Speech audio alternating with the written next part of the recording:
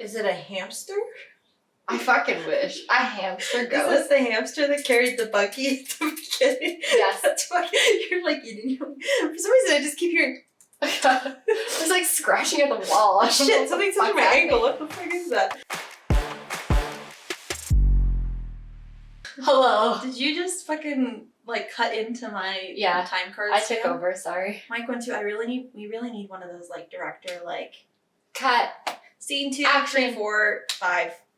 3, Action. 2, 4, 5, 6. I don't know what they say, but it's always so cool. Y. It always sounds so cool to me. I'm sure they have like a madness to their method. A method to their madness.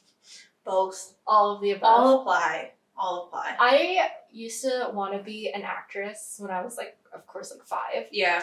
Now I feel like that would be the most draining job. Honestly, it's not the acting that I feel like would be draining. It's the fame. Like, I feel like if you were like a lower tier actor, you obviously would be chasing the leprechaun at the end of the rainbow or whatever it is. Like, you'd be chasing the dragon to like, or the unicorn. The leprechaun at the These end are of the weird rainbow. metaphors. I feel like you'd be chasing the desire to like be the next big thing, right? Like if you were like an indie star. I feel like Chris Evans was like that. I feel like I heard him say in an interview that he would do like indie films, and then his huge breakout role was Captain America, obviously. But he was launched into this level of fame that like now everybody knows who you are. Yeah. And I feel like I couldn't handle that. I feel like if I ever get to a point where everyone knows everything about me, people are coming to my house and like taking like you have fucking paparazzi. Like I would in your business. I would leave the career. Oh, I would probably too. I would have a mental breakdown.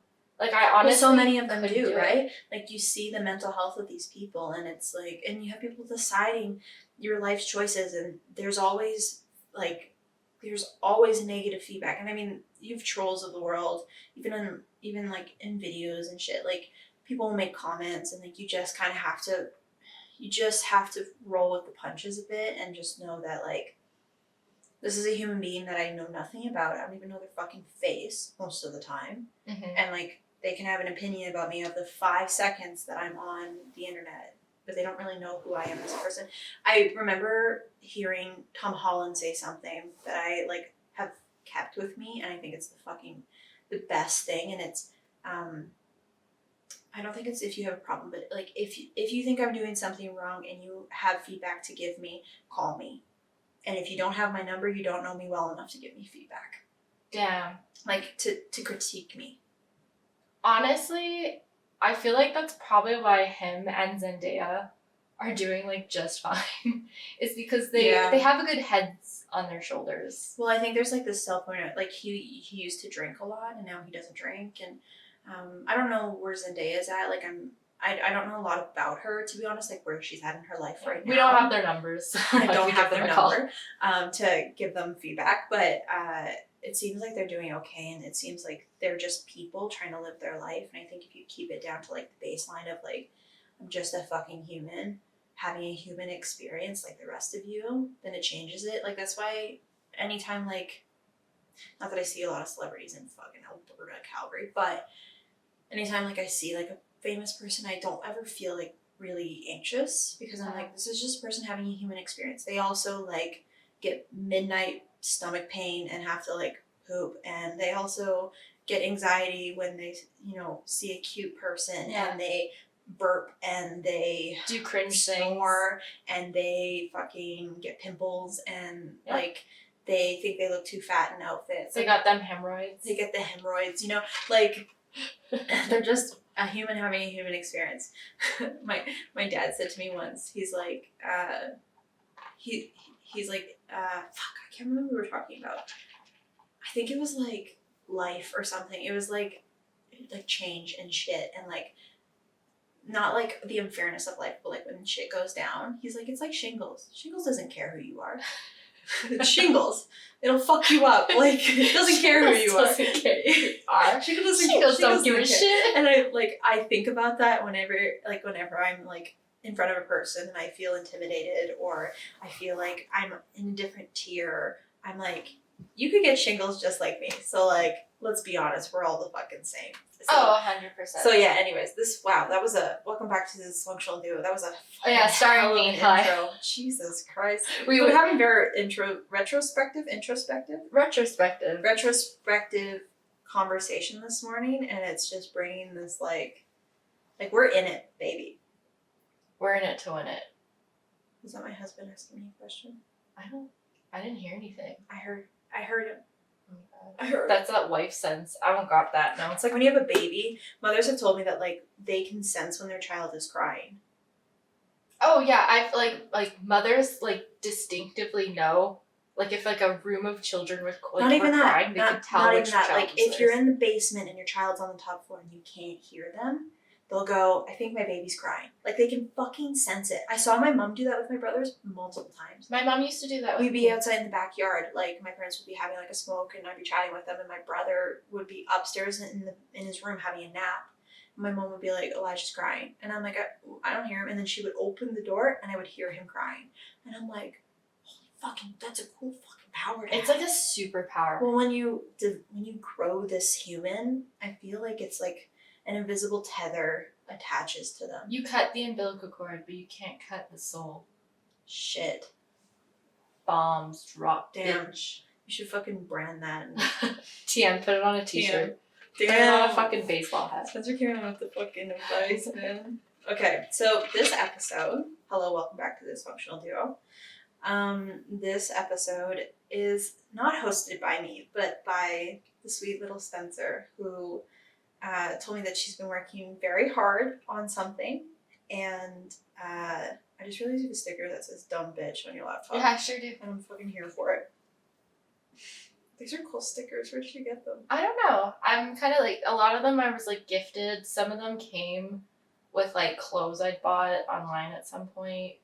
They're cool. I just kind of acquired them over like a period of time. I used to do that too. I used to collect stickers. Then I grew up. Oh, not me. Couldn't be me. I would never. No, I feel like I need to get back into it. Like, but I need something that I can put stickers on that I don't feel like. I'm a very clean, aesthetic kind of girl. Like I like everything to look clean and not chaotic, and I feel like stickers can sometimes like lean into that. That's why they're good for I have like obviously my laptop. If you have like a water bottle. No, see, that stresses me out. Really? Yeah. Maybe you need like a sticker book. Like a collage book, a scrapbook? Is that what you fucking need? Alright, I mean, that's cute. No. It could be cute. No. Don't make that fucking face. Maybe I'll just declare a wall to stickers. Just one wall. You could get like those cork boards, but just stickers instead. That doesn't match the aesthetic of my house at all. You could hide it in like a closet. No, it's just they're not meant to hide. See, this is the issue, Spence. What do you want? Stickers are not meant to hide, but I also don't want to see them all the time. Oh, my car might be a good idea. I don't know. I'll think about it. Just take pictures of stickers. Just collect them and put them in like a little filing cabinet. See, that stresses me out too. Because then there's one more thing I'm responsible to organize. There's no life's hard. Okay, so this episode's being ran by you, so I'm gonna sit back and just sit back, relax. I'm pretty, you know what? I got my coffee. Yeah, I'm pretty jazzed about this episode. You're jazzed. I'm pretty jazzed. Wow, okay. I've done a lot of research on Calgary, Alberta, Canada, ASMR with some ice. I love it. Did you say ASMR? I probably did. I don't even know. You fucking seal? ASMR. Okay. So I've actually done a brief history of Calgary. Lovely. What did you come back with? Well, lots of cowboys? Tons of cowboys. So many cowboys. A lot of this is just kind of like interesting information. Mm-hmm. I hope you find it interesting. I actually found some like archives. I went through the Canadian Encyclopedia, which I kind of have beef with now. No shout out to the Canadian Encyclopedia. Fuck you, Canadian Encyclopedia. It was very whitewashed. Said that 3 times in a row without like. I almost having like a stroke. Yeah, almost. I was so close. It was very whitewashed. I found that it highlighted a lot of the positive things of Canada, but when I was trying to find more interesting, the dark, kind of not the nitty gritty. Yeah, it was omitted completely. I went through like Calgary's like online library, and there was like almost nothing. I eventually got my hands on a bunch of Calgary Heralds from like the 1912s and up to like current era, and that's where I found like a lot of. Did you sit in the library with one of those big monitors and they flip through the newspaper? Absolutely. That's not fun. I don't think I would have, like, my ADHD wouldn't have the energy for that. Did you discover like that a clown had been living in each century and he came back every 30 years? No, Damn. But I will give you a hint. One of the things I have to talk about involves a monkey. Yeah. Isn't that exciting? Should we get into it? Okay. Okay, so as we probably mentioned before, Sarah and I are really big into kind of like ghost stories, and there's going to be a few in here, but there's some like mystery as well, and just some like general facts about Calgary that I actually found really interesting. Okay. So, brief history. Our earliest signs of human settlement in Calgary was about 12,000 years ago, which kind of matches the last ice age that we went through. Human settlement being First Nations? Yeah, so like indigenous people. The indigenous community, spearheads, teepee rings, other indigenous artifacts, like the buffalo jump that's famous in Alberta. Is there any other place that's famous for the buffalo jump, or are we specific to it? That's in Lethbridge, right? I went there. Yeah. I went there. I've been to the buffalo jump as well, I think once in my life. It's really cool. I don't know. There might be like other areas within Canada. For anybody who doesn't know what the buffalo jump is. Yes. For anyone who doesn't live in Cowboy Central. Or Canada. Before, I think this was before the Europeans and like the white people yes, came. it would be. Alberta is like a very vastly different space. Like each kind of area in the province kind of has its own geographical layout, I guess is we're kind of like Alberta specifically is like half prairie, and then the other half is like the bottom of like mountains. Yeah, sort of. So like one part of Alberta you'll go and there's like flatland, and then the other part it's all hills, and then another part you'll go and it's all mountains, and then another part you'll go there's like mountains, but it's like Drumheller. I'm sure so many people know about Drumheller because it's kind of like a popular space, but it's like Dinosaur Central, and it's they're mountains, but you can see the layers of sediment. Sediment is the word. And it's like showing you different like stages of the world. And so you can find fossils and stuff. Like a lot of movies are filmed in that area.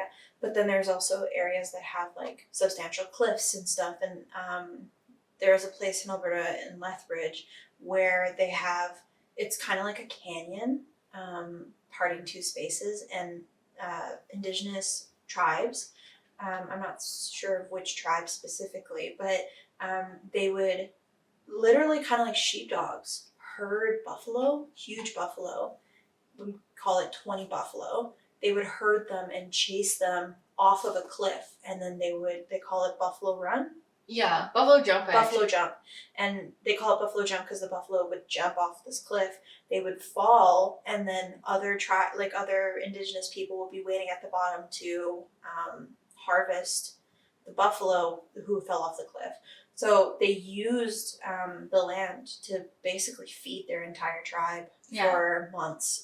So it's a really cool and incredibly smart way to utilize just natural resources. And it's a super, super cool experience. So the museum at the bottom, you go down to the bottom and they have a museum and they show you all the artifacts and kind of in theory what they used to do. So it's pretty cool. Yeah, and they did use all of the buffalo. They did, like you're using the fur, you're using the teeth, you're using the bone, you're using the horns, you're using the meat, like as weapons, as tools, as like they would use, and it would feed them for the entire winter season. Yeah. Like you get 10 buffalo, 15 buffalo, you're feeding your entire tribe for the rest of the season. So they were able to live off of the land, and this is back when buffalo weren't extinct. So are buffalo extinct? I think so. Oh shit. I think so. I mean, they were close to extinction enough that our zoo was breeding buffalo to like keep the race going, to keep the buffaloes going. So I don't know. Interesting. Yeah. Again, the white people came and took them all. Yeah. I mean, So according to the Canadian Encyclopedia, the three sort of main dominant Indigenous groups would be like the Blackfoot, the Tsuut'ina, Tsuut'ina. Tsuut'ina? Tsuut'ina. Tsuut'ina. Sorry, everybody. Tsuut'ina and the Stoney Nakoda. Nakoda. Yep. Yeah. And then around the 18th century, that's when the dirty, nasty Europeans invested the land for the trade of fur and whiskey, which I didn't know. Not surprised. Yeah, early 1900s, the ranch industry, specifically like cattle, so beef, was sort of a boom in the economy, which helped with the railroads, which were laid more than we are, and stretched in every direction. Speak for yourself, bitch. There was like an economic slowdown during World War One, but then it picked up after that when the introduction of like the oil and gas kind of came in.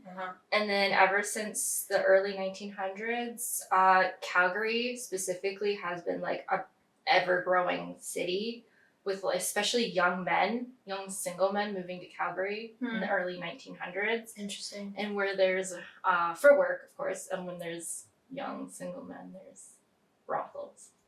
And you would Where do they find all the women, though? Well, they would show up too. Like they would move from different parts of Canada or the States. Okay. To this area. I'm glad you brought that up. So I found an archive of one of Calgary's most famous prostitutes, sex workers. Her name is Pearl Miller. Shout out Pearl Miller. She's dead.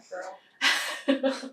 Love Pearl. She's, I guess, according to like one of these archives, a lot of sex workers were kind of like they weren't documented because they didn't care.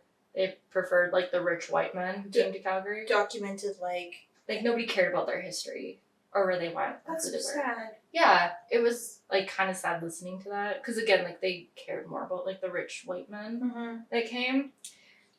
But there was tons of brothels that were like located throughout Calgary, mostly outside city limits. But city limits at that time was like basically like downtown Calgary, near our like Bow River. It wasn't as expansive as it is like now 100 fucking years later. And even then, like Calgary's pretty small. Yes, compared to other cities. Compared to other cities in the world, we're actually pretty small. But some of the brothels were actually located in Nose Creek and Nose Hill Park, which like nowadays are just like public parks that you can go and like walk your dog and like hang out, have like a picnic with your family. Do people die in brothels? Is that like a common thing? Yeah, I'm sure they do, because usually with brothels there were probably drugs. Maybe not always, or just maybe like. And it's like not necessarily that they would report a death of a sex worker. I guess it depends on the brothel. Like some of them were run by women. So is Nose Creek haunted then? I mean, I tried to get a lot of information about like these brothels and the women who ran it and like what happened during it. They were running the brothels? Women? Oh, yeah. The women would own houses and then women would go work for these women who would be like the madams of the house. And so it'd be like sort of like this woman doing the transaction. It's almost like a woman-owned business, so to speak, but with sex work because that's all women really could do back in the day, which is wild. But Pearl Miller was actually extremely and they wonder why women feel fucking objectified now. Right. Like, if this is our history, if all we could really do, unless you were a noble woman, then you would be at home waiting for your husband to get back from the brothels, I would assume. Like, not that they would know that they're at the brothel, but like, if you're a noble woman, you're not doing sex work. But if that's the work that you're capable of doing, then, like... That's what other opportunities? Shit. You think you're gonna walk into a bank and be like, "Hey, can I be a bank teller in like 1912?" Whoever decided that the first time, a woman was like, "I'm gonna be a bank teller," and they were like, "We don't hire female bank tellers," and she's like, "The fuck you do? You do and now." Just started counting money. Yeah, man, put the money down. 1, 2, nope, and I won't. I could do all the counting. They're like, "God damn it, she's a witch." Witch, burn. She's touching money without dying. Right. She can understand the numbers. How can she fucking read in this economy? Did you ever hear that factually people were dying from like plagues, like the Black Plague and shit, because mice and rats would bring these diseases on like their back or on the fleas on their back or something. So people would die from these illnesses. and women who were being determined as witches often owned cats. Yeah. And that's why the black cat is so specific to witchcraft. And the cat would kill the mice and the rats. So these women wouldn't die from the illnesses. And so people thought that these women were creating spells to survive, but they weren't. It was their fucking cat. That's actually something that I would love to get like into at some point too. I would love to do some research on like Salem and the witch trials. Maybe that's one of the episodes we can do like, for Halloween. I think Ireland in the 1300s is like sort of the start of the witch hunt or something like that, and it's such a huge mark of our history, right? Is the genocide of women. Femicide. We have a lot of forms of genocide, obviously, throughout history, but I don't know. I didn't like that I said obviously. That's so horrible. It shouldn't be obvious, but I mean, it's happening as we speak. It's very well. It's happening as we fucking speak. So it's a continuous cyclical thing. But I think people sometimes forget that there was this huge genocide of young women in communities because people were so afraid. Like, it's crazy how the mass, just the mob mentality, like how dangerous it can become. So I think maybe that would be a good episode to like do research on for like a Halloween. Like, we're gonna do like not 30 days of Halloween, but like a countdown to Halloween. That might be a really cool episode. If I could go to any place in the States, like my top place is Salem. Me too. Like during Halloween. Oh, 100%. Maybe we should make a trip. That'd be so much fun. I do have a question. Okay. A question more so than a proposal, but a question at the end of this. Okay. That I keep going. Anyways, Pearl Miller, she was extremely successful as a sex worker. She opened up her own brothel near Mount Royal in 1939. She was chased away by like police and complaining neighbors by like 1950. If you guys are hearing beeping, by the way, that is just my husband making food. In our air fryer. If you know the episode where I talked about the air fryer, this is fucking proof that we use it. Just letting it be known. Okay, so you know. She was chased away in 1950, but eventually did move back to the Mount Royal area and spent the rest of her life attempting to reform prostitutes. So she did like work for other women as well. She was pretty cool. I think that's literally all that is documented about her. There isn't much to be known. But I just thought like it was kind of cool to think that like certain areas were brothels and there are areas that like we walk to and like you know we just hang out. There are photographs. I didn't include any photographs, but there are photographs of what it looked like. It was basically just like empty hills with like these random houses and you could see just men like gathering around. It's kind of fucking weird. Interesting. To get to a slightly more ooky spooky, but also sad moment in Calgary in history, we're going to talk about the Zoo Bridge. Have you ever heard anything about Calgary Zoo Bridge? No. So on Zoo Bridge. Okay. So it's the bridge that connects Memorial to St. George's Island, where the zoo is.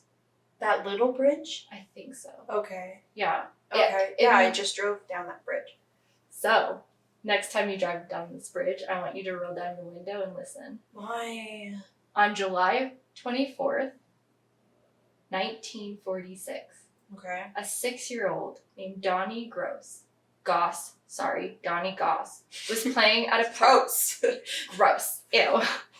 Was playing at a park by St. George's Island, which is our zoo currently.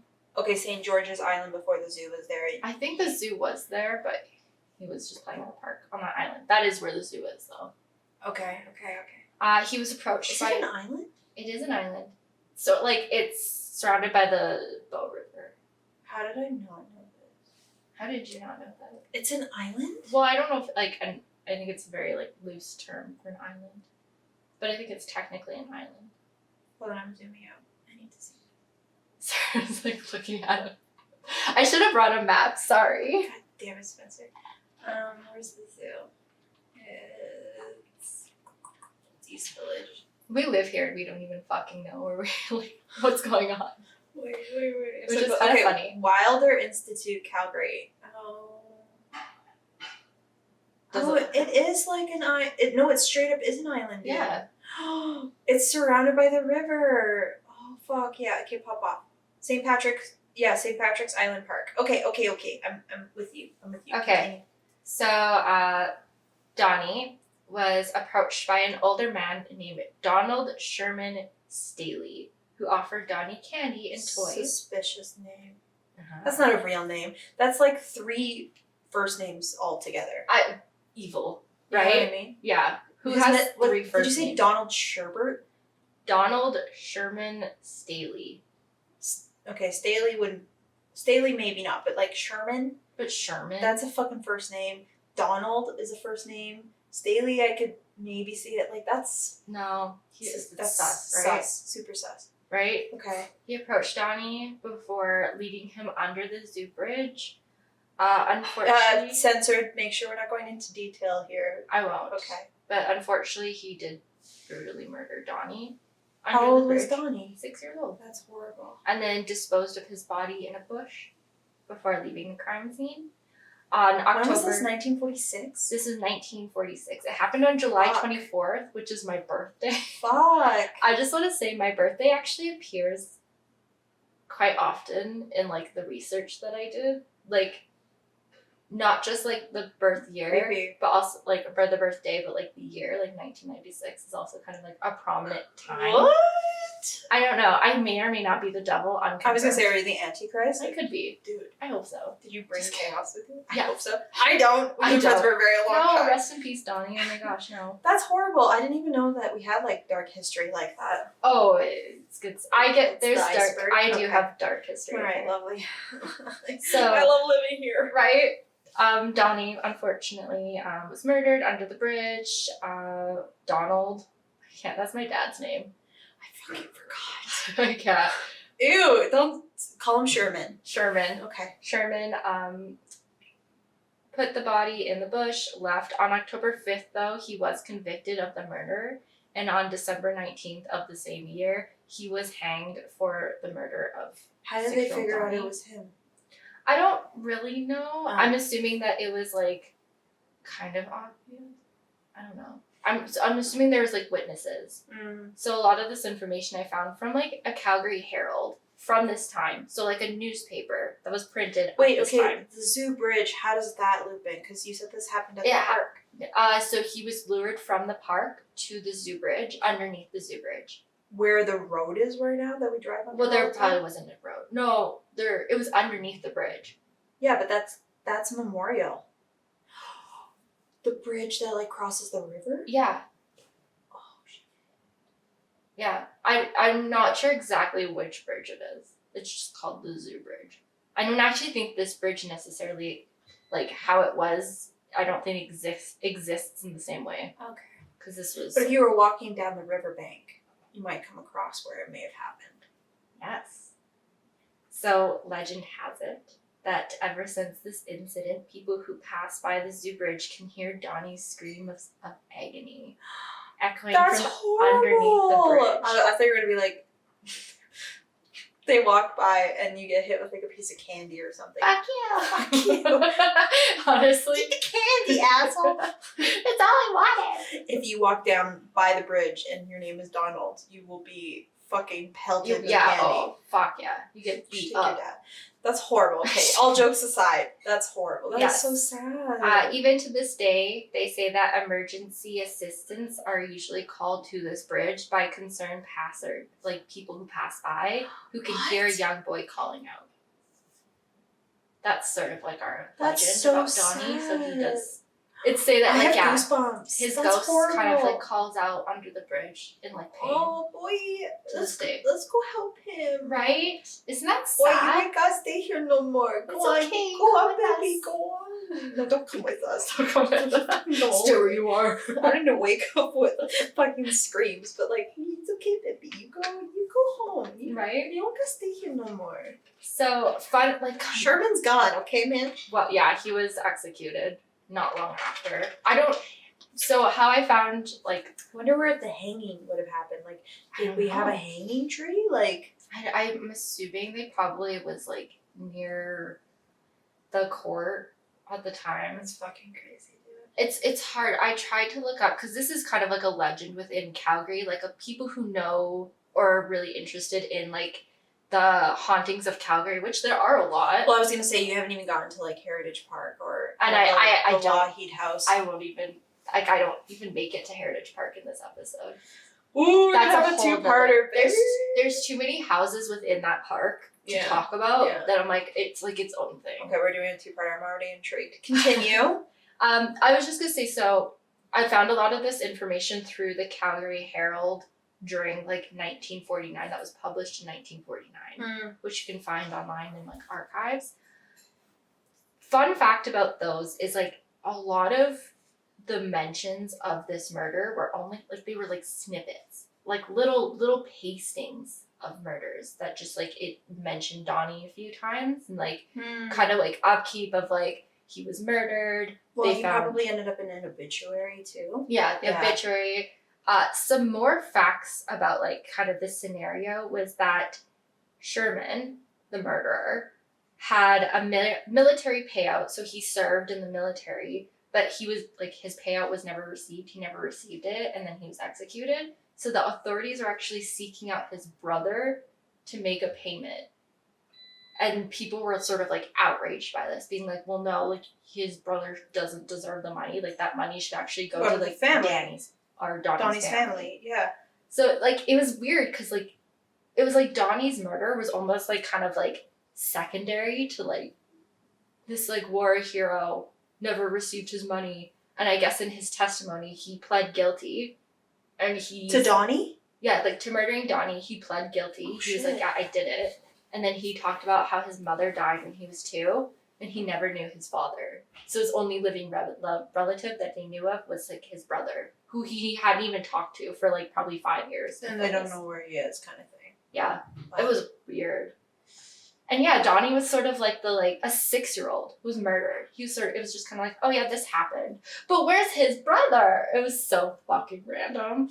Honestly, like reading the newspaper this time, and then you'd be like next to like a laundromat. Like I was gonna say next to an ad of a woman being like, come to my brothel. Smoke 5 packs a day for your man and lose weight, like that kind of. It was so That's random. crazy, dude. But while I was researching this with Donnie, because of the whole like paranormal part of it, there was something else I came across. Okay.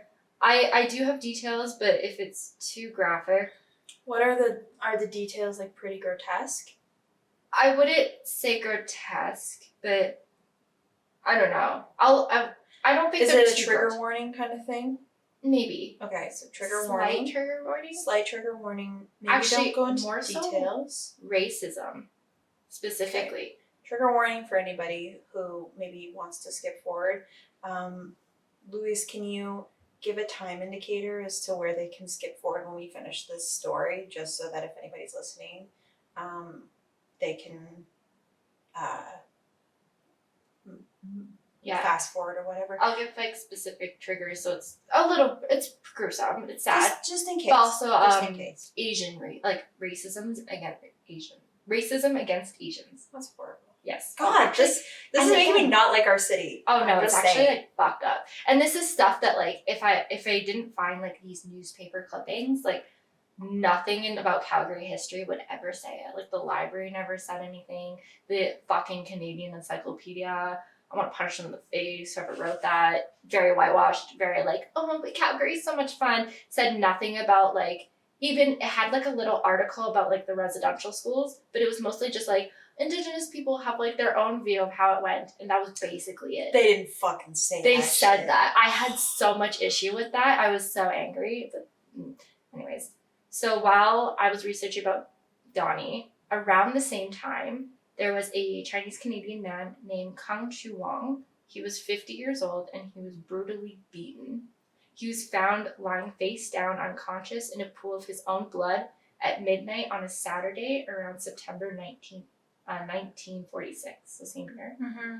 He was suffering from a fractured skull and 9 severe head lacerations. So that's like horrible. Cuts. Yeah. Police were tipped off by a couple, Mr. and Miss McKay, who lived on the 2nd floor of a nearby apartment. Apparently the couple were woken up by like a call for help and then a groan. When they went to the window, they witnessed a man in the shadows kind of like running to like the banks, which I believe was like also the Bow River. Okay. throwing something into the river. They heard the splash and then he kind of ran away. And the only description they were able to give the police was that he was husky, young, and about 5'10". But they couldn't tell you. We obviously know this guy was fucking white, but they couldn't tell you race. I'm going to assume that this was a white man, but they couldn't give any like confirmation, I guess. The police came to the scene around 12:05 a.m. Wang was immediately taken to the hospital, and the police brought a Chinese interpreter to attempt to ask him questions about what happened. But all Wang could muster was no problem, before passing out again.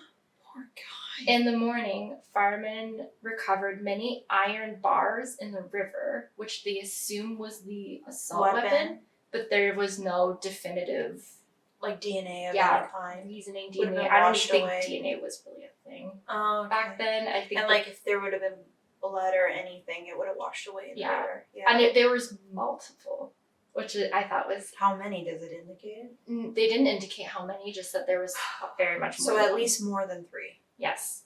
Unfortunately, 44 hours after Wang was assaulted, he died of his injuries in the hospital. The police did go on like a long hunt for the murderer, but nothing was ever came about. And there was another elderly Chinese man named Lem Yong-ing, sorry if I butchered that, who was 62 years old, who was also brutally murdered. The police suspected that it was a motive of robbery, because there was like, I guess, cash missing from their wallets. It's pretty racially targeted though. But both of those murders were never solved. And they were, again, like, these were like, it was like Donnie's little snippet, this little snippet. And then in the same fucking like page? Basically, yeah. Almost in the same paragraph. I did kind of like, once I found out about okay, hold on. Yeah. This happened same year, 1946. Yes, 1946. When did men start coming to the city? Like predominantly single men. So it would have started probably around like 1906. Okay. So I mean, and like this, like 1946 is not that long ago. No? Calgary is not that old of a city. No, though. it's not. It's not. But I think it's very, I think it's important to mention that like this is around World War II, and Canada absolutely had concentration camps of sorts towards. It was specifically the Japanese. The racism was against Japanese, but you know, white Europeans were just like, you look Asian, therefore I hate you. Yeah, it's racial profiling. It's 100% racial profiling. So that's why I think a lot of this was racially motivated, which is so fucked up. And like elderly men too. Like, and elderly men. Like it was so, and like I think they mentioned that like with Kang Chu Wang was 5'5" and like 150 pounds. So basically, like he was a little bit taller than me, but me and him weighed the same. So like he wasn't a big man. Like he there's this poor guy. Again, someone who's like 5'10" and like husky, like that breaks my heart. It's so, and like young, like it's so sad. And the way that the newspaper kind of reported it, being like, oh, and a Chinese. I like, just that's how they, like, not even like a Chinese man or a Chinese Canadian, just a Chinese. Like, that was his, like, identification. It was so fucked up. He needed an interpreter at the fucking hospital. Yeah, because no one could understand. And, like, yeah, oh my god, I was just like, the way they dealt with this was so bullshit. Yeah. Whereas, like, they found Donnie's murderer. The yeah, 6-year-old little white boy. It's different. I don't know. Mm-hmm. Yeah, right? That's 100%. Oh my god, the cat. Please. Okay, this is where the snippet ends, right? Yes. Okay, everyone who wants to come back in, we move on to the next story. Yes. So this one it's the last one, but it's a lot more lighthearted. Okay, good. I need some happiness. I know, I'm sorry, that last one was very grim, but I did kind of want to highlight like I think it's important to highlight the history of like Calgary. All sides, right? Racism, good and the bad. They both exist. Yeah. Yeah, this one's kind of wild, kind of weird. But it takes place in a pub. Okay. I don't know if you've ever been to it, the Hose and the Hound pub. No. I think it's in the South. The Hose and the Hound? The Hose and the Hound. Ho like H-O-E? No, like H-O-S-E. Oh, hose. Hose. Oh, okay. Hose Okay, in the hound. not hose. Yes, there's a reason for it. So the origin of this building, it starts in 1906. It was Calgary's first fire hall, number 3, and it was built for about $3,000. Wait, this is a bar? It's a bar now. Oh, okay, but it was a fire department. But it used to be one of Calgary's first fire halls. Number 3. Fire hall. What's the difference between a fire hall and a fire department? Like, I think the department's just like the organization. You know what? Actually, this is side note. Yeah. But I was driving downtown recently because I was getting my passport. And when you drive to like exit from the passport office, you pass the number 1 Calgary like fire hall, like in the city. Like it's the first one. Oh really? Yeah, and it's downtown. I thought that was just a cool. Is it still in use? Yeah. Like they. Yeah, I was literally staring at it, and then a fire truck came out, and I was like, it was behind me. It was like woo, and I was at a light that like you. It was like a one way going left. Yeah. Where I was. And there was a car in front of me, and the light was green for these guys, so they were just popping through. So I couldn't pull through.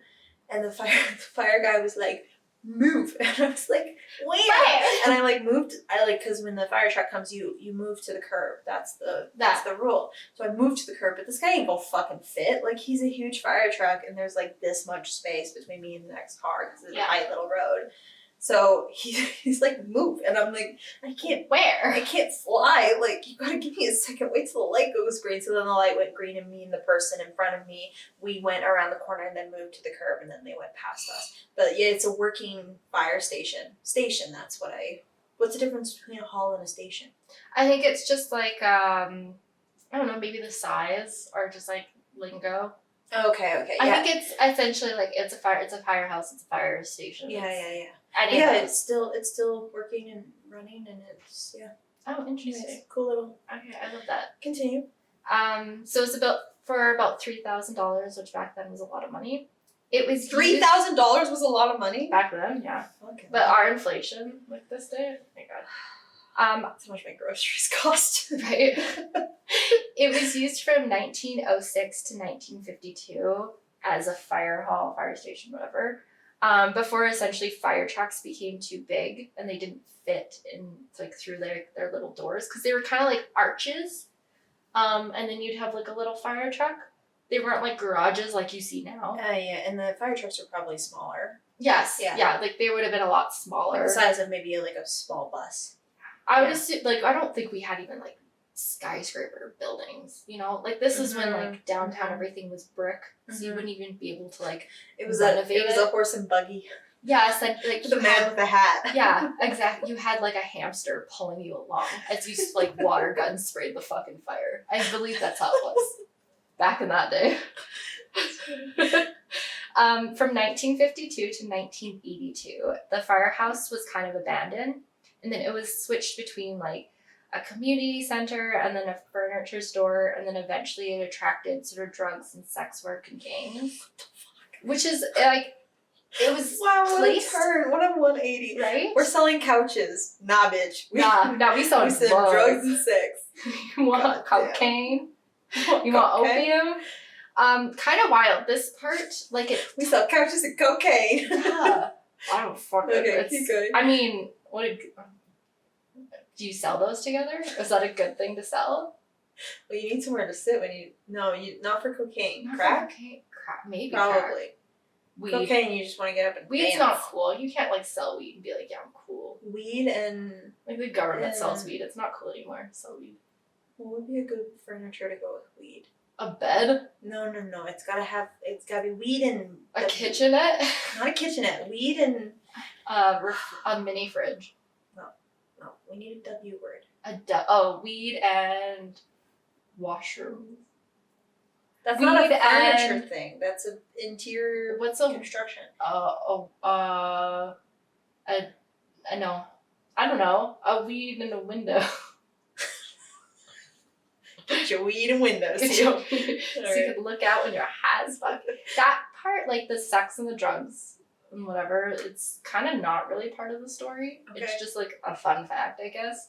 This is in That Inglewood. was so fun. I'm having the funnest time. Yeah, this is in Inglewood. So Inglewood, about like almost like 40 years ago, maybe not even, in like the early 90s, late 80s, pretty sketch. Right now it's like you could go in Inglewood and walk down and it's like a really nice kind of like hippie area. It wasn't like that back then.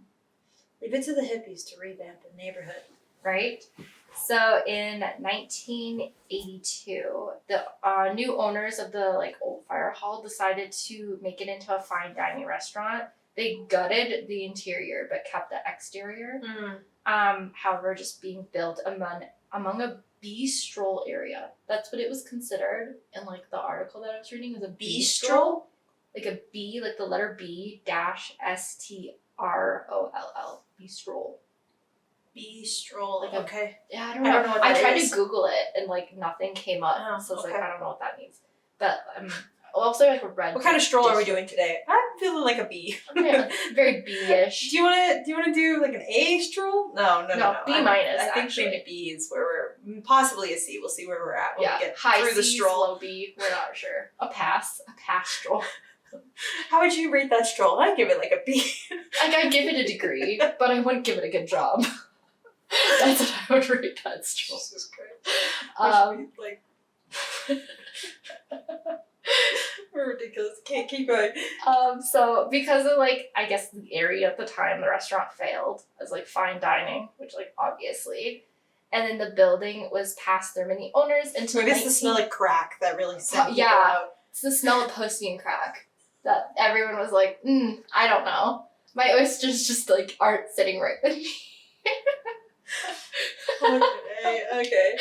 But in 1996, shout out to my birth year, the current owners turned it into the successful pub that it is today, which is Hose and Hound. It used to be Hose and Hydrant, but then I guess like some firefighters in like BC were like, no, that's like a copyright or something. I don't even know. So they changed it to like the I like Hose and Hound better than Hose and Hydrant. Yeah, I think it sounds better. Yeah. Before I continue, this is a ghost story. Okay.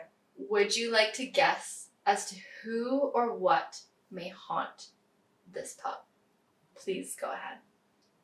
Is it a hound? No. But, I mean, like, you're on the right track.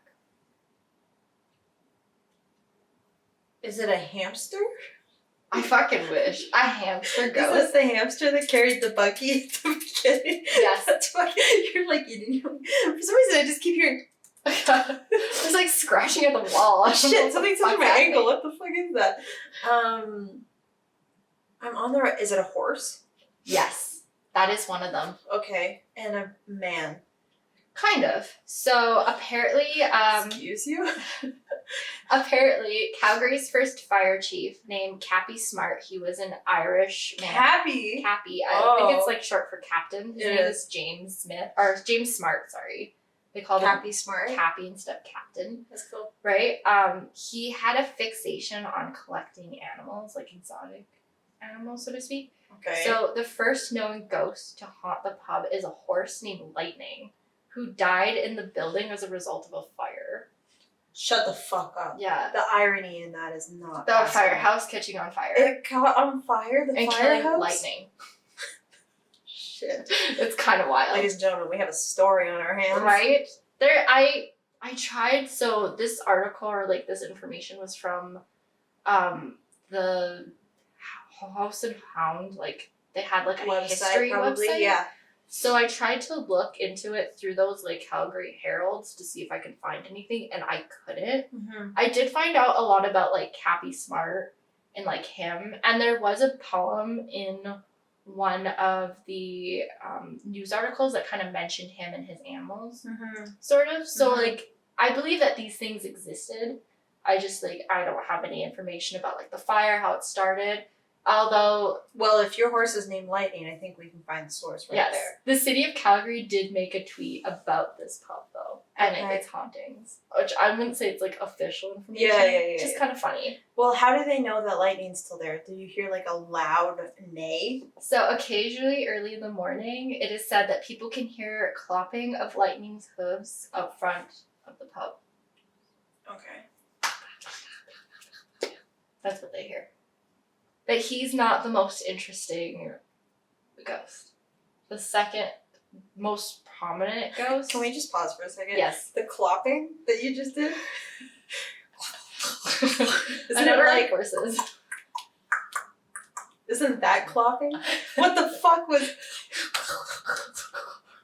I'm sorry, I don't know if that's what a horse sounds like. It's more like...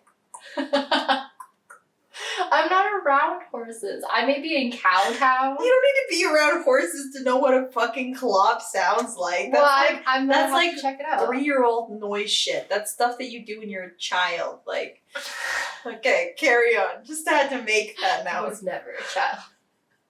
Well, if you're the Antichrist, that fucking makes sense. I mean, right? So the most interesting and most, like, I guess, famous ghost there is a monkey named Barney. I hate that name. Same.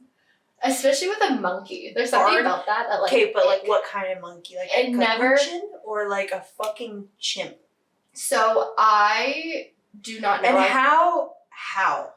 I don't know. I don't know how he received Barney. But again, Barney was mentioned in like the poem that I found early on. So I know he does exist or There's did. a poem about Barney? Yeah. Well, it's like about Calgary or something, but Barney was mentioned. Because he was sort of like a mascot, so to speak, for like the firehouse. I would assume he's like a small monkey. I would assume he's smaller. Did Barney start the fire and then No. he took Lightning with him? No. He's a bitch, me and you. For life, brother. In life and in together. I don't know, like, again, like, I tried to find more information about the animals, how Cappy was able to, like, get them and, like, things like that, but it was kind of hard to find. So I just assumed that people probably just didn't care back then, if it's true, so to speak. But one day, this is kind of sad, Barney was left tied to a flagpole outside of the firehouse. Why? While, like, the firemen were on the roof. Tied, like leashed? Yes, Okay. obviously. Okay.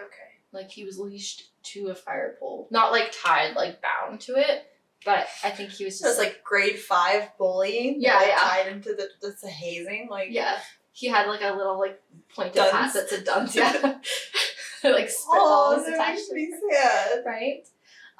While he was tied there, a family was on a stroll through the neighborhood, and they came across Barney. If you tell me that they hurt him, I'm gonna... No. Okay. They didn't. The young boy actually approached Barney to offer him, like, a treat. Again, he was considered sort of like a mascot, so I'm pretty sure he was pretty well known within the neighborhood. Okay. However, Barney, who was actually known to be kind of aggressive due to, like, mistreatment from, like, the other firemen.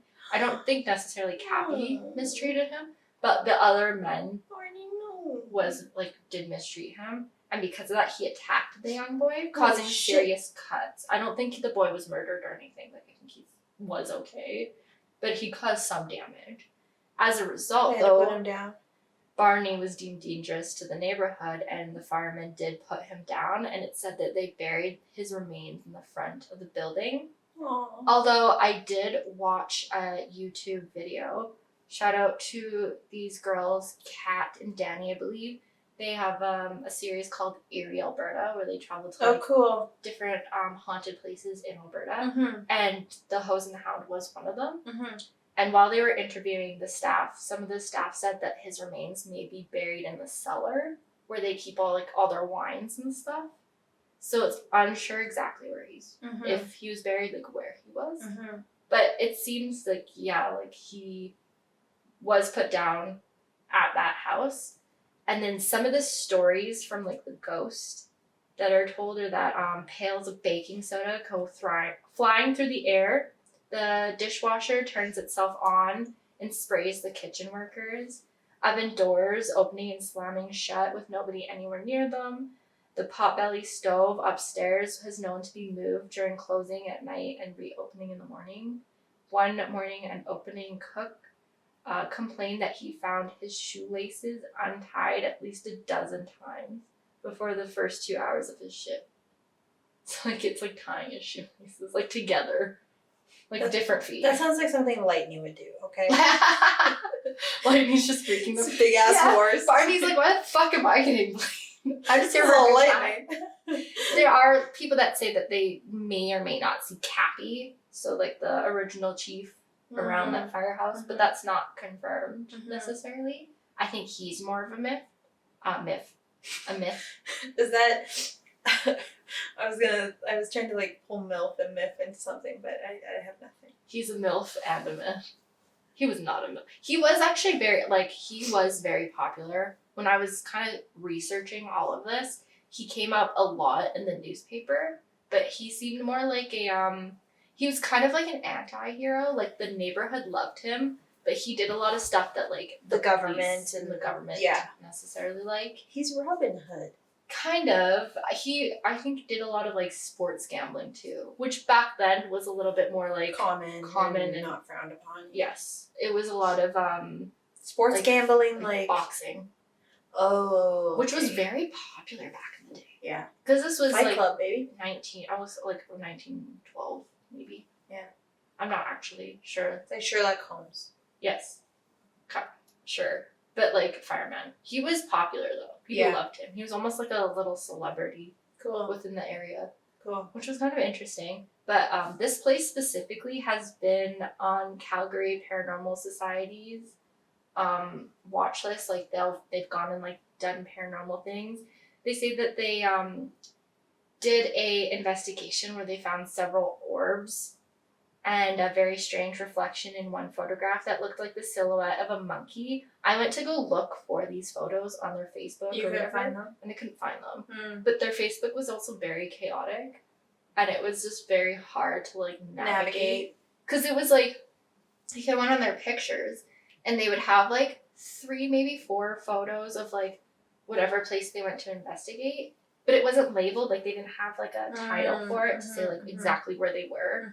It was just like an upload of a picture. Yeah. And then they'd have like 50 memes, like paranormal memes between like each investigation. And I was like, oh my fucking god. And like I don't know how long ago that was. I was like, I don't fucking care. No, fair enough.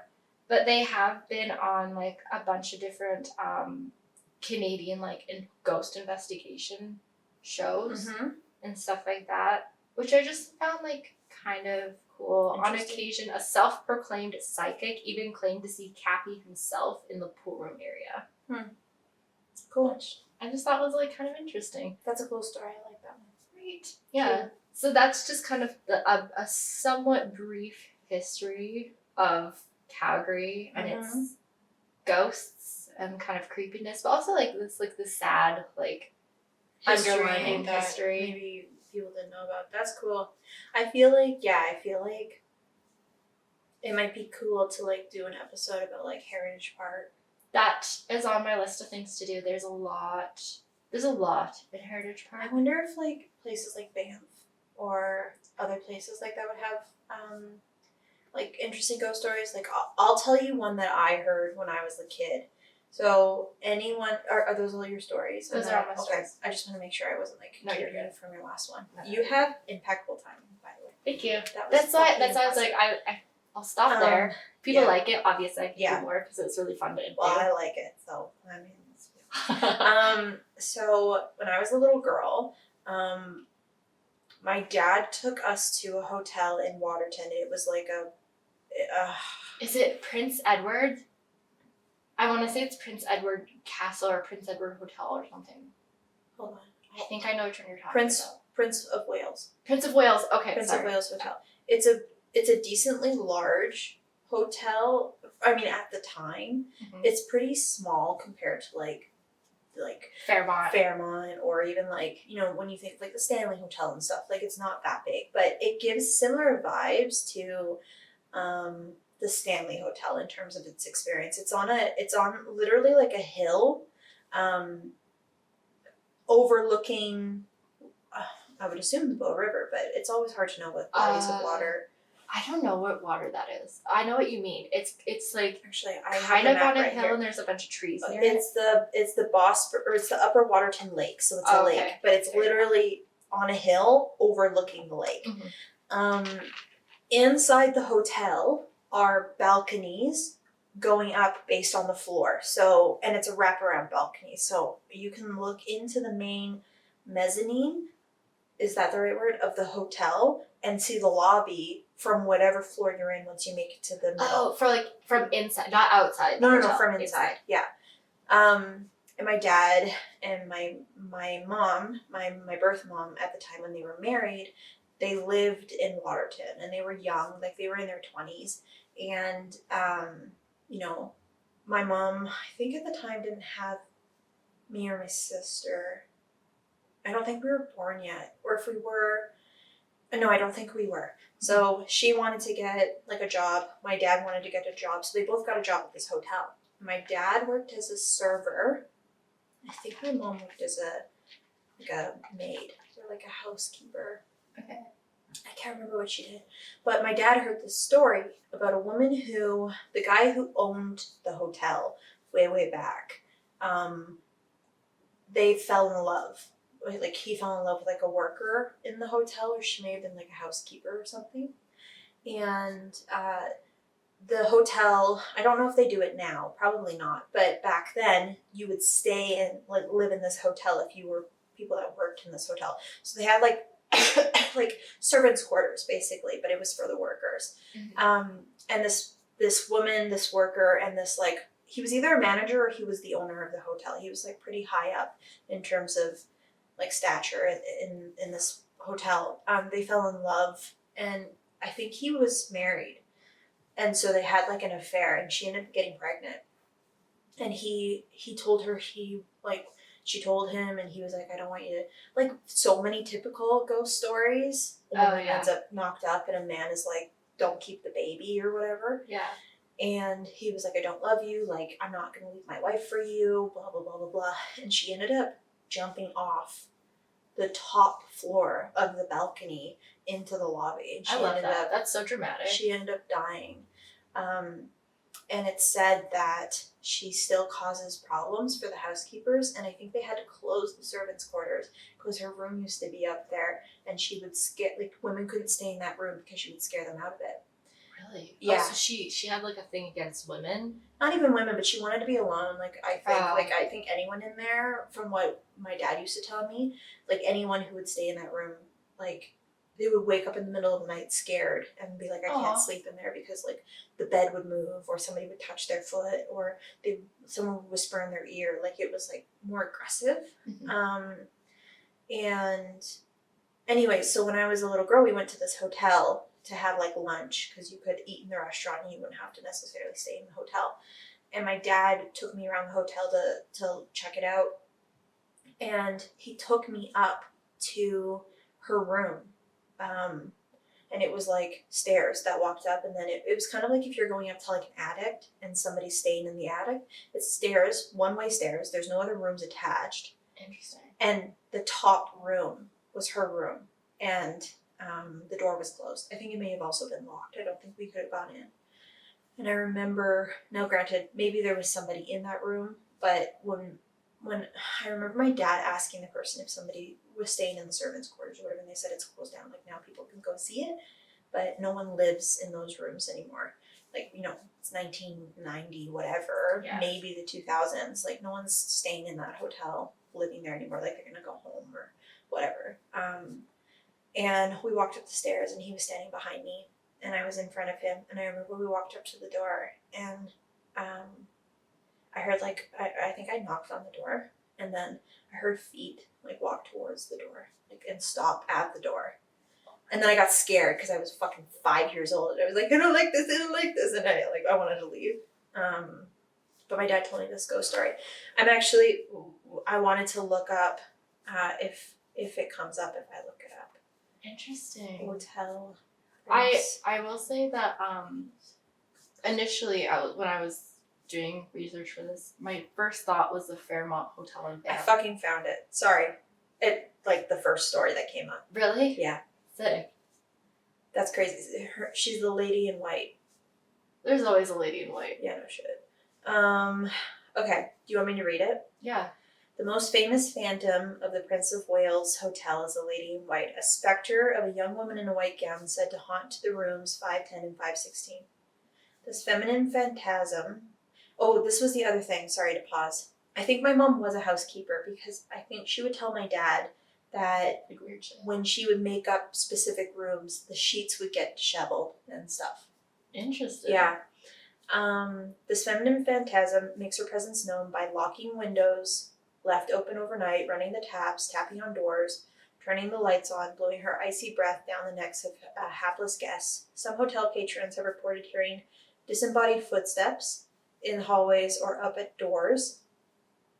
Others claim to have been locked out of their own rooms, finding that someone or something had locked the door from the inside. One guest staying in 516 even maintained that the apparition of a young woman slipped into bed with him and his wife in the dead of night before vanishing into thin air. Damn. Popular legend attributes this phantom. Oh shit. Holy fucking shit. I didn't know what her name was. Attributes this phantom to the spirit of a young chambermaid named Sarah, Oh my god. who started working at the hotel shortly after its grand opening. Sarah was in love with a member of a hotel staff when the man rejected her advances. Sarah lapsed into despair and threw herself from a window on the 4th floor. Oh, I guess she threw herself outside. Oh. It would have been more dramatic if she Oh. into the lobby. In some versions, she jumped from the 5th or 6th floor into the lobby. Oh, so it's okay. Her ghost remains in the hotel to this very day, haunting the site.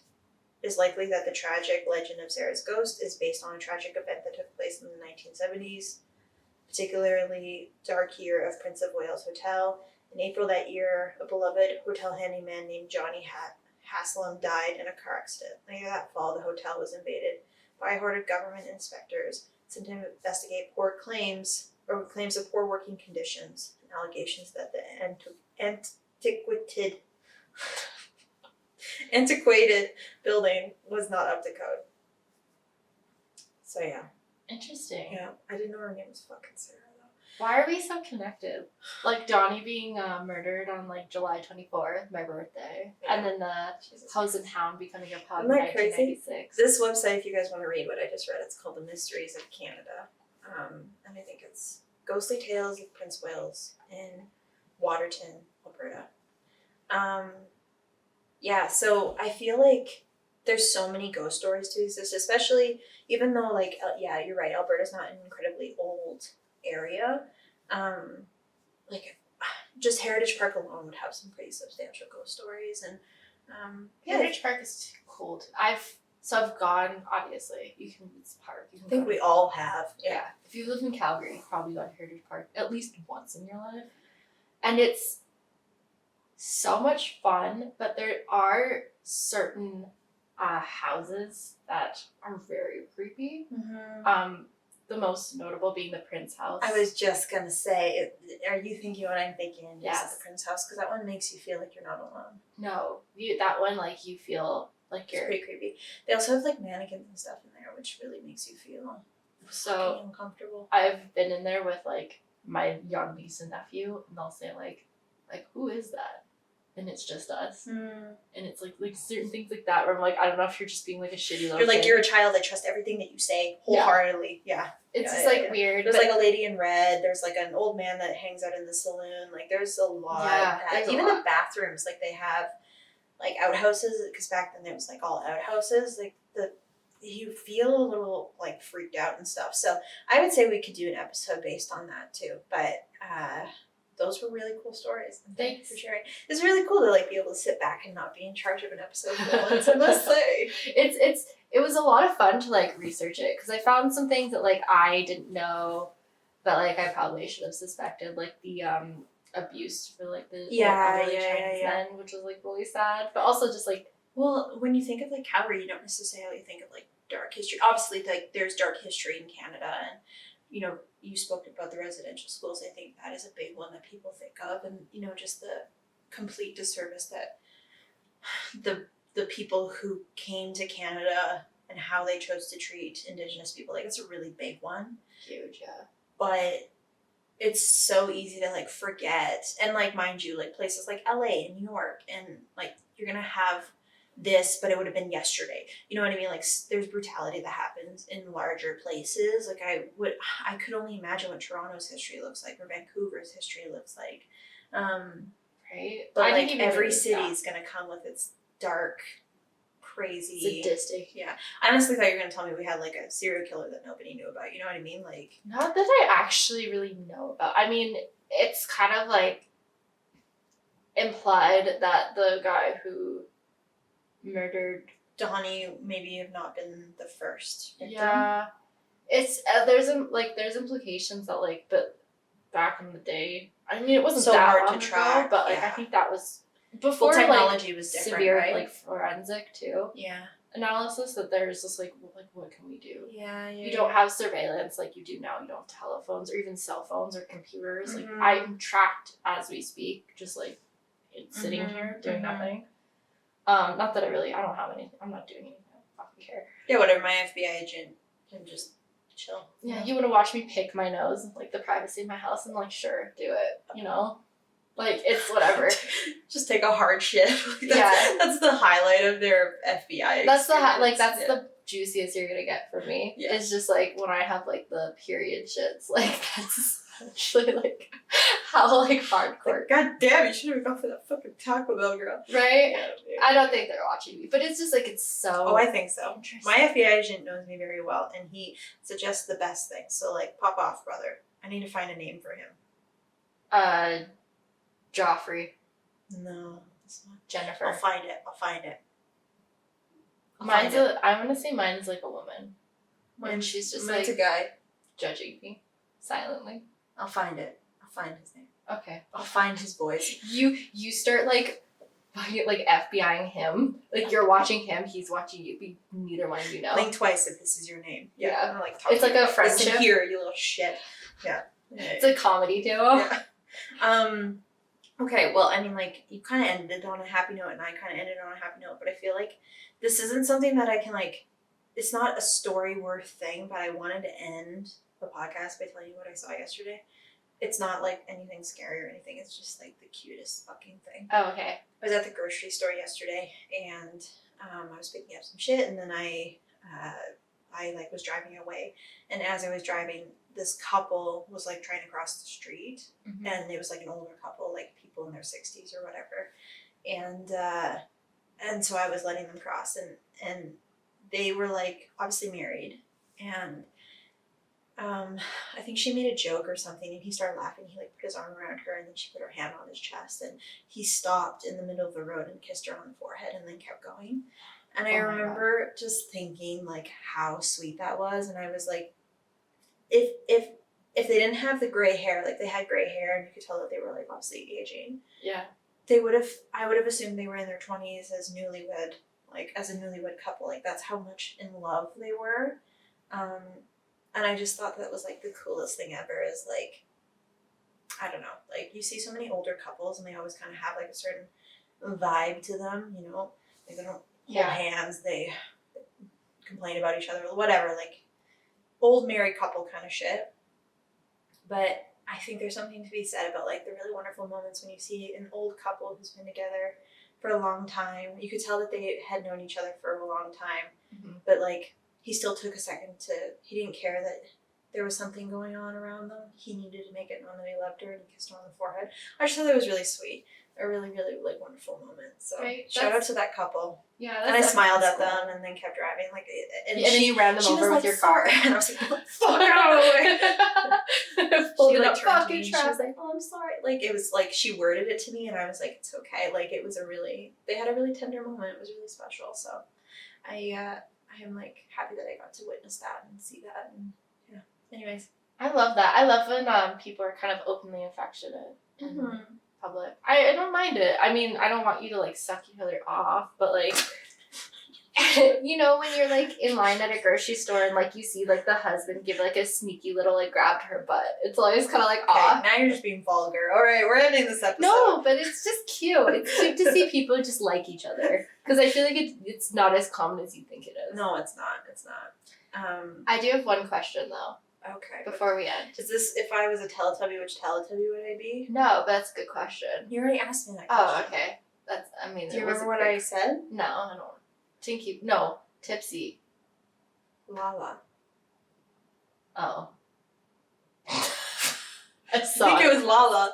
I'm sorry. Okay, what? If I don't know how to.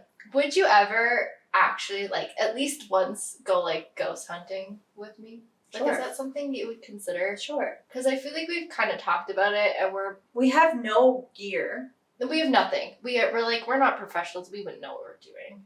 Like we would probably fuck around. I think you should ask the people. Would you guys watch that? I've always. My thing is like both of us have had experiences in the past. And I would say that we're definitely believers, maybe slightly skeptical, just because we're like, skeptical, just because we're logical. I'm not skeptical, I'm skeptical. I'm skeptical. Okay, keep going. I think we're both like, we try to be logical about it, so we're not just like a knock happens, or we're like, oh my fucking god, it's the devil, like that. I think we'd freak the fuck out, but like, I don't think we'd be like, we wouldn't jump to conclusions necessarily unless it was like definitive, but I think it would just be fun. I think I don't know. I think we're both kind of I don't think I'm very empathic actually. I lied. I don't think I'm empathic at all. I think How did you just compliment and offend yourself in the same fucking second? I don't know. So funny. I think like if you guys are interested, I've always been interested in it. Again, we don't have any fucking gear. And no experience. 2 like, cameras. Yeah. But like, yeah, I mean, I'd be down to explore the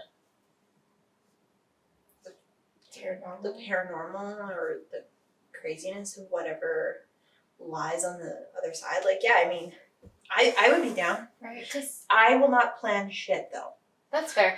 I volunteer that if you want to go ghost hunting with me, you have to find the place, you have to call, you have to have discussion. I think it would be worth recording it though and seeing like. I think it would be worth like just try. I think I want to try it out like once, once to see, because we grew up watching Most Haunted, which maybe not the most credible. And I would say it was more credible because there was like at least a skeptic, like he said he was a skeptic, so he could kind of say which ones were sus and which ones weren't. Right. I mean, like Ghost Adventures probably like started off being an interesting one, and then they probably full blown like made shit up. But like it's hard to know. But yeah, I mean, I think anyone who says that something doesn't exist honestly, it could be a very closed-minded thought. Yeah. Because like. Paranormal specifically, like, transcends all cultures. Yeah. Like, you don't have to speak the same language, but if you hear a knock and you feel uncomfortable, you both know what you're fucking feeling. So I think, like, for that to be the case and for it to last as long as it has, for people to have experiences for so many years, for such a long period of time, for everybody to have these different lores and legends, and, like, I think there's something to that. And like one day I'll tell you guys my ghost stories. I think a long time ago I did. And like the experiences that I've had. I'm sure you've had your own, probably in my own apartment. But yeah, I mean, like, I think anyone who thinks that maybe nothing exists on the other end is either not looking for it, because I think you have to have the open mind. And I'm not saying like be open-minded, like, yeah, like I'm open-minded, but more like willing to just receive, I don't know, different vibes, like different, like energies, I guess is the right word. If you're closed off to it, then you're not going to experience anything. Yeah, but I feel like there's been too many encounters in my life that I couldn't explain. Yeah. That has allowed me to understand that, okay, at least there's something that I don't know, right? Like, I think if we pretend that we know everything about our oceans and they're like, there's no giant squids, that's it. And then fucking 5 years later, they're like, oh yeah, there's a giant squid. It's like, but you said there wasn't. That there wasn't. So if you can just is revert the right word? If you can bring back your statement and say, oh yeah, it actually does exist, then you can do that with anything. And if, I don't know, I just feel like there's too many stories and people have had too many experiences, and like you can't just chalk that up to people making shit up. You can't. Like, some people have had such serious experiences, they're like, I wish I didn't see that. Yeah. I wish I didn't experience that. I didn't want that to happen. So yeah, I mean, I'd be interested in seeing what it would be like. I can't say that I'm empathetic.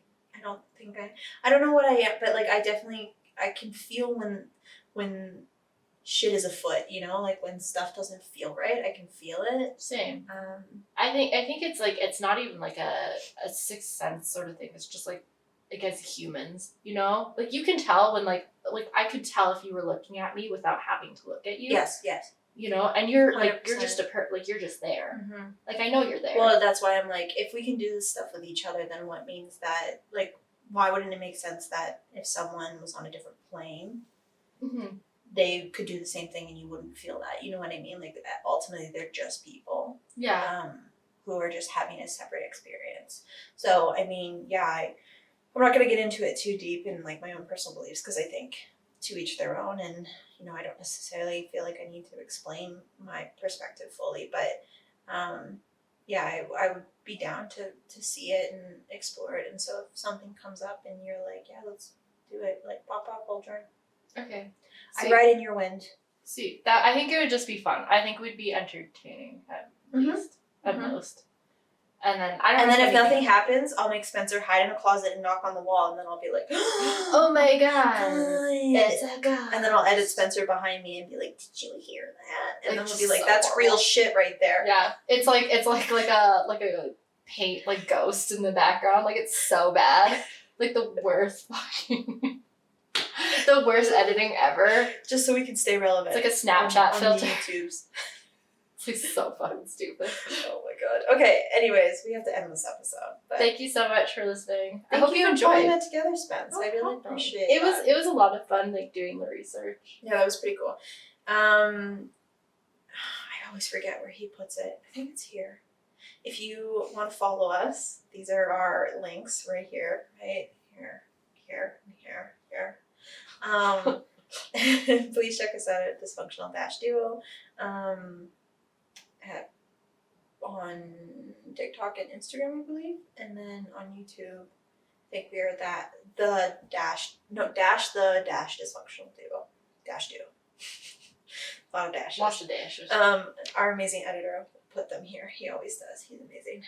Shout out to him. And yeah, we will see you guys next week, next episode, and sleep tight. Don't let the bed bugs bite. Okay, shut the hell up. Or the ghost. Alright, end it off.